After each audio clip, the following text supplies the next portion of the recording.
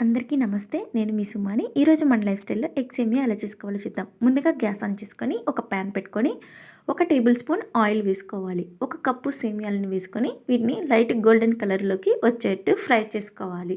ఇలా సేమియా అన్నీ ఫ్రై అయిన తర్వాత దీంట్లోకి కొన్ని వాటర్ వేసుకోవాలి. ఒక 2, 3 కప్పులు వాటర్‌ని వేసుకొని ఒకసారి గరిటెతో మిక్స్ చేసుకొని వీటిని 70% ఉడికించుకోవాలి. ఇలా 70% ఉడికాక స్టవ్ ఆఫ్ చేసేసి వీటిని ఒక జాలిగంటలోకి తీసుకోవాలి.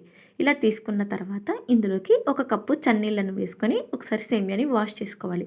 ఎందుకంటే వేడి నీళ్ళు ఉండటం వల్ల సేమియా అనేవి చివిడిపోతుంది. ఇలా చన్నీళ్ళతో వాష్ చేసుకున్నాక దీన్ని పక్కన ఉంచుకోవాలి. ఇక గ్యాస్ ఆన్ చేసుకొని వేరొక ప్యాన్ పెట్టుకొని కొద్దిగా ఆయిల్ వేసుకొని ఒక 3 గుడ్లను పగలగొట్టుకోవాలి.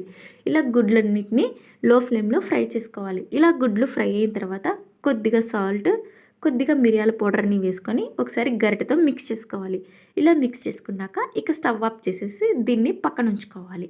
ఇక ఇందులోకి వెజిటబుల్స్ క్యారెట్, పచ్చిమిర్చి, టొమాటో, ఆనియన్, కొన్ని బీన్స్, ఫ్రెష్గా దంచుకున్న అల్లం వెల్లుల్లి పేస్ట్, మిరియాల పౌడర్ని తీసుకోవాలి. ఇక గ్యాస్ ఆన్ చేసుకొని ప్యాన్ పెట్టుకొని కొద్దిగా ఆయిల్ వేసుకోవాలి. ఆయిల్ వేడెక్కాక కొద్దిగా జీలకర్రని, ఒక ఆనియన్ని వేసుకొని ఫ్రై చేసుకోవాలి.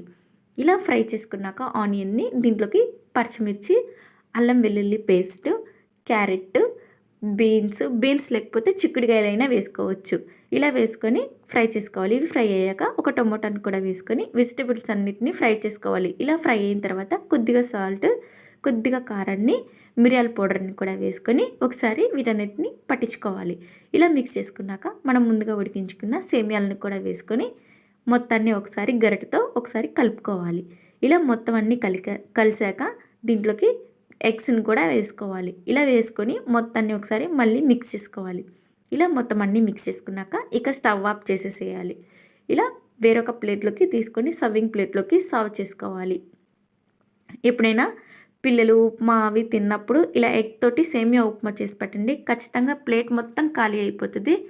టేస్ట్ అయితే చాలా బాగా వచ్చింది. తప్పకుండా మీరు కూడా ట్రై చేయండి. వీడియో నచ్చితే లైక్ చేయండి, షేర్ చేయండి. అలాగే మన ఛానల్ని సబ్స్క్రైబ్ చేసుకోండి.